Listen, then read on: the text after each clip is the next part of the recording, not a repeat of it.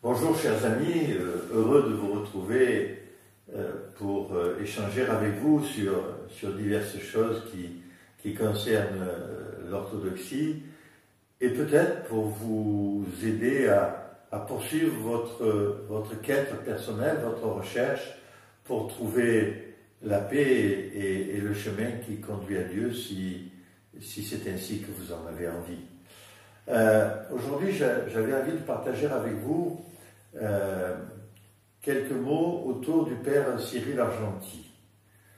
Il y a quelque temps, je vous ai très rapidement parlé du père Placide de Sales, qui a été un de nos grands théologiens contemporains et qui est mort il y a peu d'années. Et le père Cyril Argenty, pour moi, est quelqu'un très important également pour l'orthodoxie. Alors il est à un double titre. Il est, pour ce qu'il a fait pour l'orthodoxie, et notamment une orthodoxie d'expression française, et pour son chemin personnel, tout ce qu'il a réalisé dans sa vie. Et puis il est pour moi personnellement, parce que c'est lui qui m'a accueilli dans l'orthodoxie à la fin de l'année 73, à la fin de l'année 74, et qui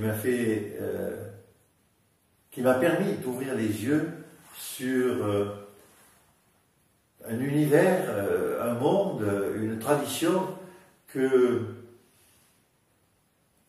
je dirais que je subodorais, que j'avais le sentiment qu'elle était, mais je la connaissais peu, et j'avais envie sans doute de découvrir le chemin de la tradition de l'Église. Voilà. Alors le père Cyril Argenty, c'est un homme tout à fait ordinaire, un jeune homme ordinaire qui est plutôt brillant, qui fait des études, il a des origines grecques, il a séjourné en Angleterre dans sa jeunesse. Il est né de mémoire en 1918 et il s'est endormi dans les bras du Seigneur. Ça, je sais la date précise, c'était le 21 novembre 1994.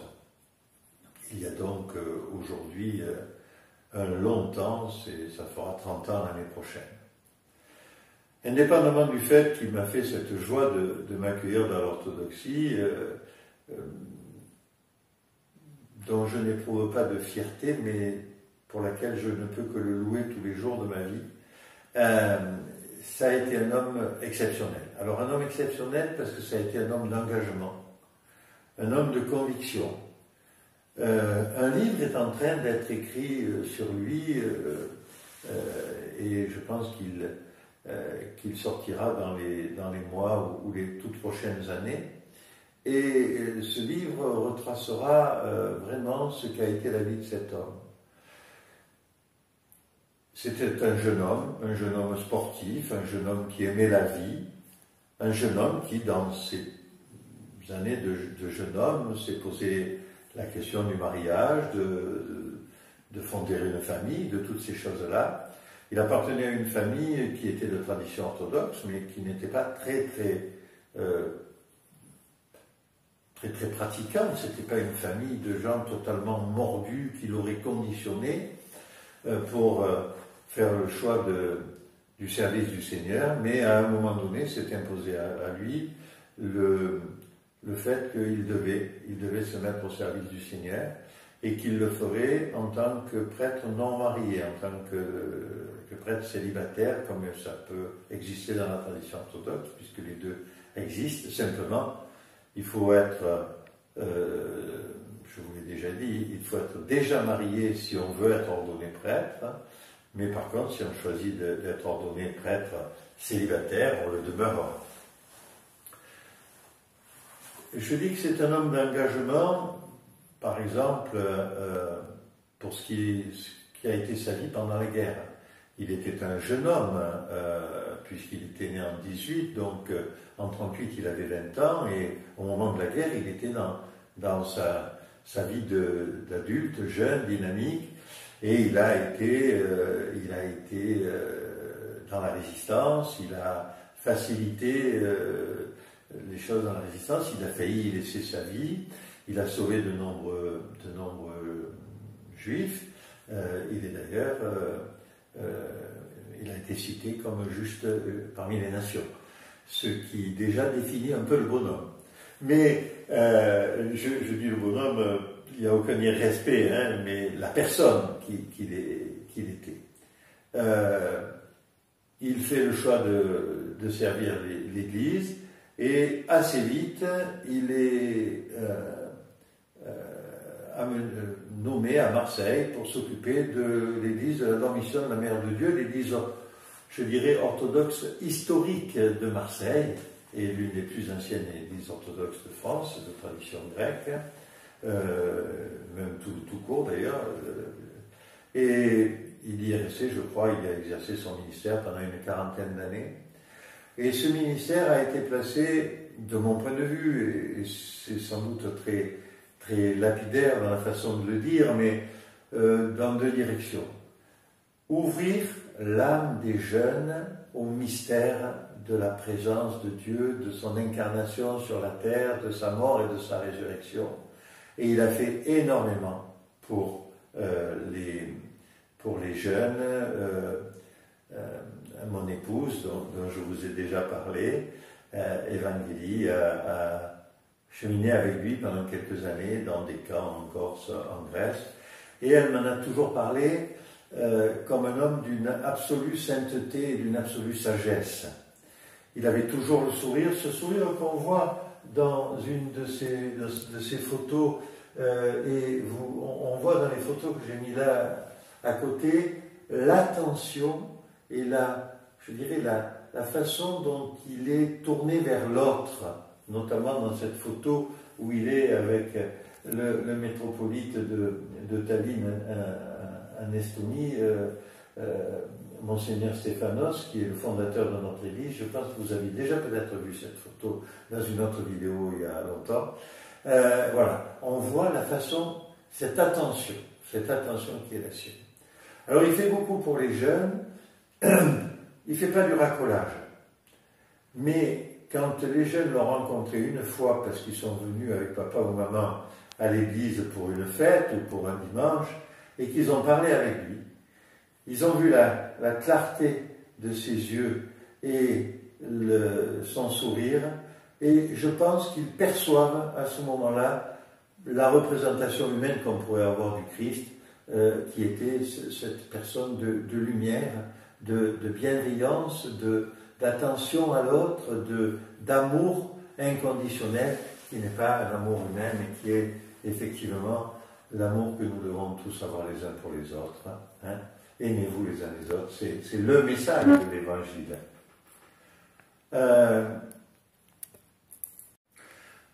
Au-delà de ce message d'amour, il y avait son action au quotidien en tant que prêtre de la paroisse de Marseille, et notamment en direction des pauvres du monde, des abandonnés de la vie, de ceux qui sont laissés au bord de la route. Il était d'une générosité et d'une attention à tous ceux qui étaient dans la souffrance, qui était extraordinaire. J'ai eu le privilège un jour de le rencontrer dans la cour d'une maison d'arrêt dans laquelle je me rendais pour faire une visite à titre professionnel, et il sortait, et puis je l'embrasse, je le salue, et puis un jeune tolard me dit tu le connais, lui? Je dis oui, je le connais bien, oui, c'est mon prêtre, je suis orthodoxe. Ah, mais attends, toi, tu peux venir quand tu veux, on ne t'embêtera pas, parce que lui, c'est un saint. Et j'ai gardé ça dans mon cœur comme un message qui dit finalement comment une personne qui se balade avec une grande barbe et une soutane dans ce monde moderne, désincarné aujourd'hui dans lequel nous sommes, peut aller chercher au plus profond ce que renvoie l'autre, l'attention de l'autre, la façon dont l'autre le regarde, et la façon dont l'autre vient l'apaiser alors qu'il est en prison. et je vous passerai des détails sur ce qu'il donnait de lui-même, le manteau qu'on venait de lui offrir, parce qu'il le donnait à quelqu'un d'autre qui avait bien plus froid que lui et qui en avait plus besoin, davantage besoin. Ce qui mettait beaucoup en colère parfois les gens qui lui faisaient des présents. Au-delà, ça a été l'homme de dialogue avec les autres, alors notamment avec les autres églises. Ça a été un des premiers dans l'orthodoxie française à vraiment essayer de travailler au rapprochement entre les églises, à une meilleure compréhension. Et une meilleure compréhension qui n'est pas celle qui dit « écoutez-moi bien, moi j'ai la vérité, il faudrait que vous vous en rapprochiez », mais celle qui dit simplement « disons-nous les uns les autres qui nous sommes et apprenons à nous aimer comme cela » et c'est ça qui va nous rapprocher. Au-delà de ce travail qu'il a fait, il a écrit, il a surtout beaucoup parlé, et notamment Radio Dialogue, la Radio Espérance à Marseille, la radio d'expression de toutes les confessions, et d'ailleurs a été extrait de ce travail-là une multitude de petits livrets de quelques pages, vous savez, des A4 pliés en deux, là, pour faire des A5 sous forme de livret, sur plein de sujets différents, qui sont tous les sujets qu'il abordait dans ses micro-conférences, et je dis bien conférences, et c'est pas des petites communications comme celles que je fais là avec vous, pour simplement vous ouvrir un peu les yeux sur quelque chose, mais véritablement des enseignements magnifiques.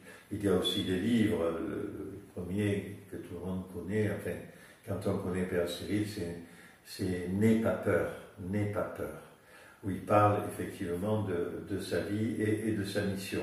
Donc, un missionnaire véritablement qui apporte la parole du Christ, un prêtre qui n'est pas autre chose qu'un bon chrétien, qui pratique la charité et qui est auprès des autres, celui qui s'engage à titre personnel, et puis celui qui a fait de lui le premier, je crois, en France, premier prêtre de tradition orthodoxe grecque, qui a compris qu'il fallait parler aux gens en français. En français.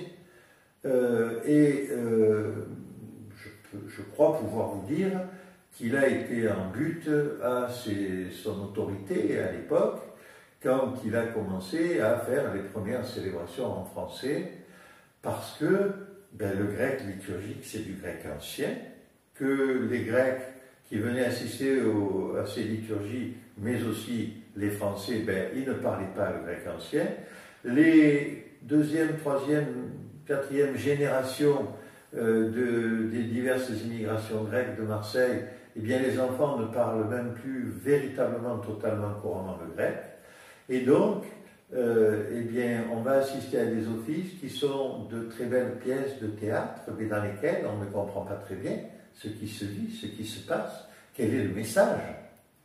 Et il s'est battu donc pour que on célèbre en français au moins l'essentiel de la liturgie. Alors il y allait avec une certaine pédagogie, mais Marseille célébrait en français. Néanmoins, c'est vrai qu'à Marseille, il y avait une communauté grecque importante de tradition grécophone, et il a pensé qu'il fallait répondre aux Français en distinguant un peu à un moment donné l'histoire des Grecs de Grèce et puis l'histoire des Français orthodoxes qui avaient besoin d'entendre la liturgie en français, et avec l'aide de généraux donateurs, mais aussi avec ses héritages personnels. Eh bien, il a créé une église, l'église qui s'appelle Saint-Irénée. Elle est, pour ceux qui connaissent Marseille, à côté du quartier de la Capelette. Et cette église est une église qui est entièrement francophone et qui a été justement créée pour ces enfants qu'il avait amenés au scout, qu'il avait amenés, guidés vers l'orthodoxie, et qu'il avait guidés en leur donnant envie de pratiquer, mais de pratiquer dans une langue dans laquelle il pouvait prier et il pouvait comprendre, beaucoup de guillemets, ce qui se passait. Alors le père Cyril Argentis, ça a été tout ça. Ça a été cet homme-là, un homme d'ouverture, un homme d'engagement, un homme de dialogue, un homme qui pouvait mettre un peu des coups de pied dans la fourmilière pour changer certaines choses, et un homme qui a, pour moi, amené le témoignage de l'Évangile, mais comme le Christ sans doute l'a amené. Bon, moi je dis qu'il avait un sourire et un regard qui était christique. Ça ne voulait pas dire qu'il était le Christ, bien sûr, mais ça veut dire qu'il avait au fond de lui profondément intégré ce que devait être le pasteur du troupeau et ce en quoi il devait représenter et témoigner du message du Christ. Voilà ce qu'a été le Père Cyril Argentis pour moi. Voilà ce qu'il a été pour nombre d'entre nous qui l'avons connu, certains un peu plus que d'autres. Moi, je dois avouer que je fais partie de ceux qui l'ont connu, bien connu. Il m'a marié, il a baptisé mes enfants, je l'ai rencontré à de nombreuses reprises. Je me suis confessé au Seigneur à ses côtés, mais je ne l'ai pas... Il y en a qui l'ont bien plus connu, notamment ceux qui ont vécu avec lui de très nombreuses liturgies, mais aussi qui ont vécu avec lui les camps de jeunes qu'il animait, etc. Donc je vous invite à essayer de trouver peut-être quelques livrets autour du Père Cyril Argentis, et vous allez découvrir, moi, ce que j'appellerais un saint des temps modernes, un saint des temps modernes qui n'a pas été martyr, qui n'a pas été livré au lion dans l'arène, mais qui aurait fait partie de cela s'il avait vécu au moment des grandes purges de Dioclétien, hein. Mais voilà. Et puis, votre vie risque de s'illuminer un peu plus quand vous serez allé creuser dans ce qu'a été son œuvre et dans ce qu'il a écrit. Et je vous souhaite une bonne route avec lui pour vous aider à comprendre un peu plus profondément la tradition orthodoxe et son mystère. Je vous souhaite une bonne fin de journée si vous l'écoutez le matin, une bonne nuit si vous l'écoutez le soir, et puis si ce que nous vous racontons très modestement vous intéresse, faites-nous un petit signe de sympathie. Voilà. Au revoir, le Seigneur vous bénisse.